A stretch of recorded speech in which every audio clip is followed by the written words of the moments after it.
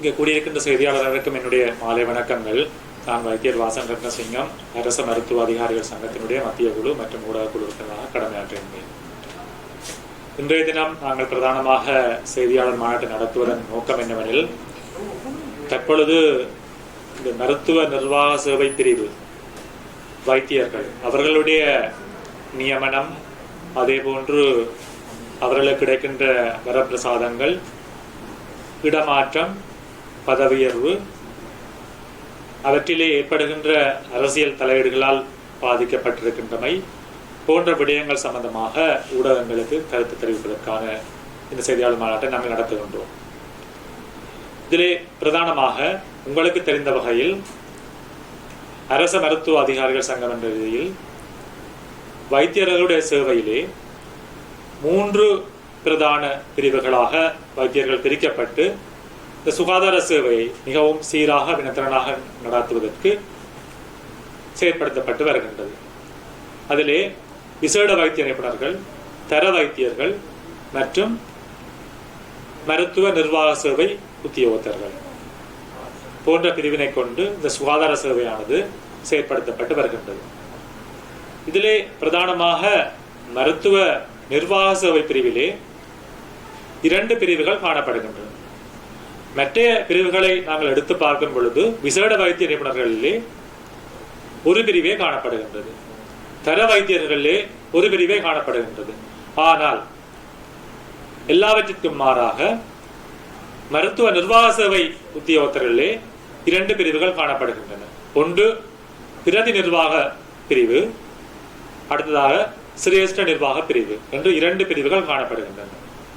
இதனால் இந்த குறிப்பாக இந்த மருத்துவ நிர்வாக சேவை பிரிவிற்கு உள்வாங்கப்பட்டு அவர்கள் பிரதி நிர்வாக பிரிவுக்கு வந்ததன் பிற்பாடு 3 வருடங்கள் கழிக்கப்பட்டு அவர்களுடைய தகுதியின் அடிப்படையில், அதே போன்று அவர்களுடைய செயற்பாட்டு வினத்திறன் அடிப்படையில் அவர்கள் சிரேஷ்ட பிரிவுக்கு பதவி உயர்த்தப்படுகின்றார்கள்.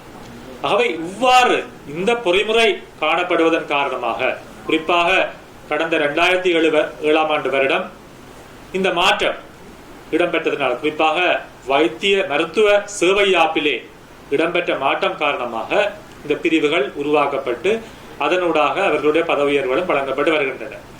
இவ்வாறு பதவியர்கள் வழங்கப்படுவதனால் குறிப்பாக பிரதி நிர்வாக பிரிவிலே காணப்படுகின்ற பலர் வயதும் வந்தும், சிலர் 50 வயதுக்கு மேற்பட்ட பிரிவை சார்ந்தும் அவர்கள் இன்னமும் சிரேஷ்ட நிர்வாக பிரிவுக்கு பதவி உயர்த்தப்படவில்லை. இந்த விடயம் காரணமாக சிரேஷ்ட நிர்வாக பிரிவிலே பாரிய வெற்றிடம் காணப்படுகின்றன. இதனால் குறிப்பாக சிரேஷ்ட நிர்வாக பிரிவுக்கு என ஒதுக்கப்பட்ட வைத்தியசாலைகள், அதே போன்று ஒதுக்கப்பட்ட சுகாதார நிலையங்கள், அங்கே சிரேஷ்ட நிர்வாக பிரிவுக்குரிய வைத்திய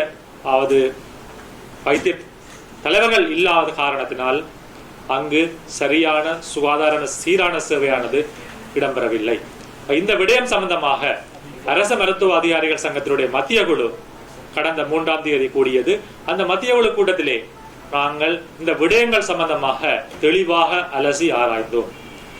இதிலே பிரதானமாக நீங்க பார்க்கும் பொழுது, இந்த சிரேஷ்ட நிர்வாக பிரிவிலே ஏற்பட்ட பல்வேறுபட்ட வெற்றிடம் காரணமாக ஒருவர், குறிப்பாக உதாரணத்துக்கு எடுத்துக்கொள்வோமானால், அதாவது வடமேல் மாகாணத்திலே மாகாண பணிப்பாளராக இருப்பவர் தான் புலனறுவை மாவட்ட வைத்தியசாலையில் பணிப்பாளராகவும் கடமையாற்றுகின்றார்.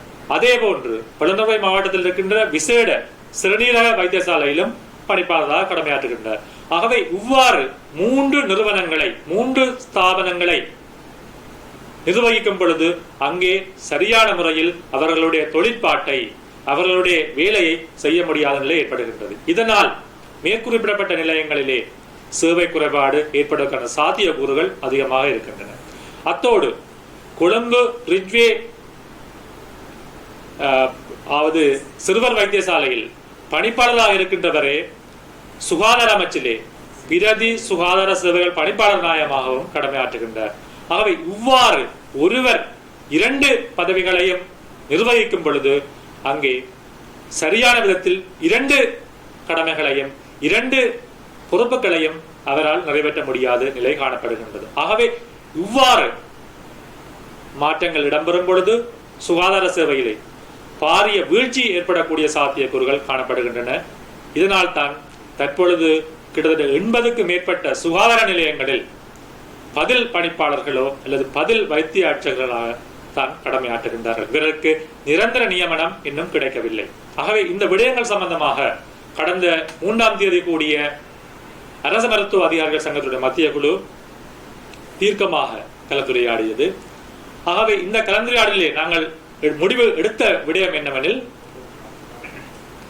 தற்பொழுது 2 பிரிவுகளாக காணப்படுகின்ற இந்த மருத்துவ நிர்வாக சேவையானது ஒரு பிரிவாக மாற்றப்பட வேண்டும்.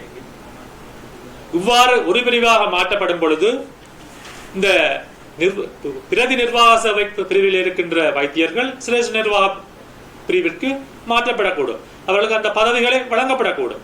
இதனால் சுகாதார நிலையங்கள் வைத்தியசாலைகள் யாவும் மிகவும் வினத்திறனாக செயல்படக்கூடிய விதத்தில் நாங்கள் இந்த வேலை திட்டத்தை ஆரம்பிக்கப்பட முடியும்.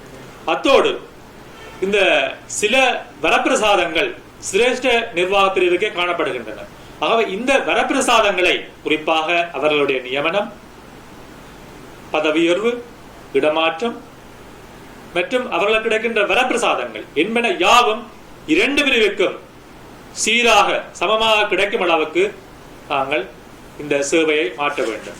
இது சம்பந்தமாக கடந்த 4ஆம் தேதி அரச மருத்துவ அதிகாரிகள் சங்கத்துக்கும் கௌரவ பிரதம அவர்களுக்கும் இடையில சந்திப்பிலே தெளிவாக நாங்கள் கூறியிருந்தோம். அத்தோடு நீங்கள் பார்க்கும் பொழுது இந்த நிர்வாக சேவையானது, அதாவது தனியே நிர்வாக சேவை வைத்தியத்துவம் அல்லாது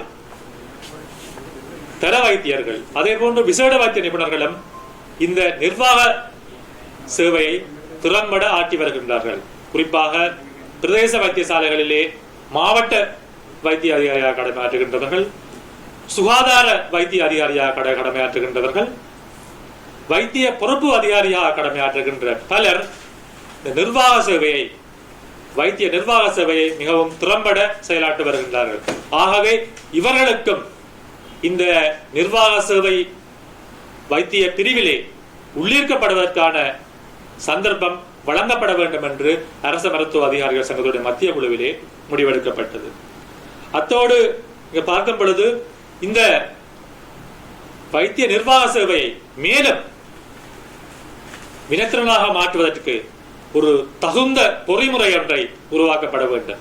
2 பிரிவுகளையும் ஒன்றாக இணைத்து ஒரு சுயாதீன வெளிப்படையான பொறிமுறையின் கீழ் இந்த நியமனங்கள், அதே போன்று இவர்களுடைய பதவியுயர்வுகள், அதே போன்று இடமாற்றங்கள் யாவும் சரியான முறையில் இடம்பெற்று மிகவும் வினத்திறனான பொறிமுறையின் கீழ் இந்த மருத்துவ நிர்வாக சேவையானது மாற்றப்பட வேண்டும்.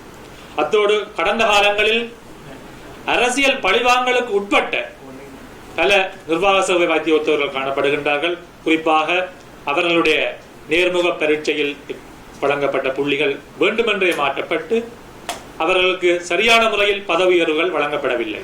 இவ்வாறு அரசியல் பழிவாங்கலுக்கு உள்ளாக்கப்பட்ட பல நிர்வாக சேவை வைத்திய உத்தியோகர்கள் காணப்படுகின்றார்கள். அவர்கள் அரச மருத்துவ அதிகாரிகள் சங்கத்துக்கு தங்களுடைய பாதிப்பு சம்பந்தமாக, அதே போன்று தங்களுக்கு ஏற்பட்ட அசாதாரண நிலைமை சம்பந்தமாக எங்களுக்கு தெரிவித்திருக்கின்றார்கள். ஆகவே இந்த விடயங்களை கலந்துரையாடுவதற்கு, இந்த விடயங்களை மேற்கொண்டு செல்வதற்கு ஒரு சுயாதீன ஆணைக்குழுவை அமைப்பதற்கும் அரச மருத்துவ அதிகாரிகள் சங்கத்தினுடைய மத்திய குழு அனுமதி வழங்கி இருக்கின்றது. ஆகவே இந்த விடயங்கள் சம்பந்தமாக அரச மருத்துவ அதிகாரிகள் சங்கத்தினுடைய மத்திய குழு தகுந்த விடயங்களை கலந்துரையாடி இந்த மருத்துவ நிர்வாக சேவையை மேன்மேலும் வினத்திறனாக செயற்படுத்துவதற்கான முயற்சிகளில் தொடர்ச்சியாக ஈடுபடும் என்றும் அரச மருத்துவ அதிகாரிகள் சங்கம் நாட்டு மக்களுக்கு கூறியிருக்கின்றது. ஆகவே இந்த விடயம் சம்பந்தமாக நாங்கள் தொடர்ச்சியாக எங்களுடைய ஆணைக்குழுவிலே தெரிவிக்கப்படுகின்ற விடயங்கள் சம்பந்த விடயங்களை கருத்தில் கொண்டு இந்த மருத்துவ நிர்வாக சேவையை மேலும் திறம்பட செயற்றாற்றுவதற்கு நாங்கள் வழிவகுப்போம் என்றும் நாட்டு மக்களுக்கு கூறியிருக்கின்றோம்.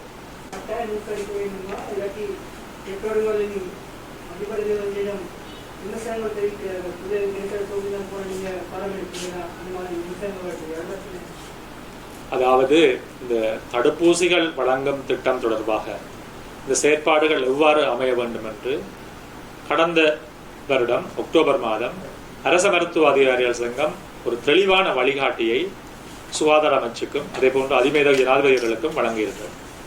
இந்த வழிகாட்டியானது ஐக்கிய அமெரிக்காவிலே அவர்கள் குறிப்பாக சிடிசி நிறுவனம் எவ்வாறு இந்த தடுப்பூசிகளை உரிய பிரிவினருக்கு வழங்குகின்றது, அதே போன்று ஐக்கிய ராஜ்யத்தில் இருக்கின்ற NHS மற்றும் ஆக்ஸ்போர்ட் பல்கலைக்கழகங்கள் எவ்வாறு இந்த பரிந்துரைகளை வழங்கி இருக்கின்றது போன்ற விடயங்கள், உலக சுகாதார ஸ்தாபனம் எவ்வாறான பரிந்துரைகளை வழங்கி இருக்கின்றது போன்ற விடயங்களை கருத்தில் கொண்டு அதே போன்று இந்த ஃபைசர் வகை தடுப்பூசிகளை தயாரித்த நிறுவனம் வழங்கிய விடயங்களில் இருந்து நாங்கள் இந்த வழிகாட்டியை தடுப்பூசிகள் வழங்கும் வழிகாட்டியை உருவாக்கி சுகாதார அமைச்சுக்கும் அதிவேத ஜனாதிபதிகளுக்கும் நாங்கள் வழங்கியிருந்தோம்.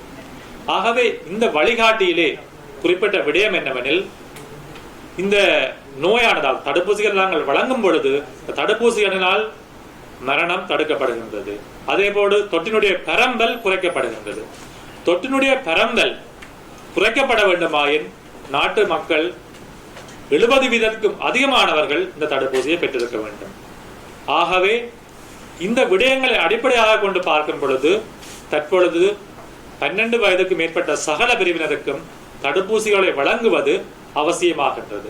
ஆகவே இந்த விடயங்கள் சம்பந்தமாக இலங்கையில் இருக்கின்ற தொற்று நோய் சம்பந்தமான ஆலோசனை குழு இந்த முடிவை எடுத்திருக்கின்றது. இவை யாவும் விஞ்ஞானபூர்வமாக மருத்துவ ரீதியாக எடுக்கப்பட்ட முடிவாகத்தான் இருக்கின்றது. ஆகவே நாங்கள் தற்பொழுது பாடசாலைகள் மீள ஆரம்பிக்கப்பட்டு மாணவர்களுடைய கற்றல் செயற்பாடுகள் இணைப்பாட விதன செயற்பாடுகள் யாவும் சீராக நடைபெற்று வருகின்றன.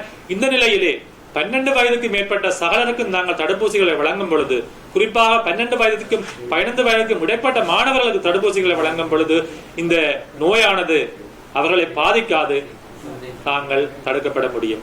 ஆகவே அரச மருத்துவ அதிகாரிகள் சங்கம் என்ற ரீதியில் உரிய விஞ்ஞான ரீதியில் மருத்துவ ரீதியில் நாங்கள் பெற்றோர்களுக்கு, பாடசாலை ஆசிரியர்களுக்கு, பாடசாலை சமூகத்துக்கு விடுக்கும் கோரிக்கை என்னவெனில், தற்பொழுது நாங்கள் இந்த தொற்றினை கட்டுப்படுத்துவதற்காக 12 வயதுக்கு மேற்பட்ட சகல மாணவர்களுக்கும் தடுப்பூசிகள் வழங்கும் கட்டாயத்திலே இருக்கின்றோம். ஆகவே நீங்கள் எந்த அச்சமும் கொள்ளாது உங்களுடைய பிள்ளைகளுக்கு தடுப்பூசிகளை உரிய காலத்தில் பெற்றுக்கொண்டு இந்த நோயின் பிடியிலிருந்து மாணவர்களை பாதுகாக்குமாறு நாங்கள் வேண்டிக் கொள்கின்றோம். நன்றி, வணக்கம்.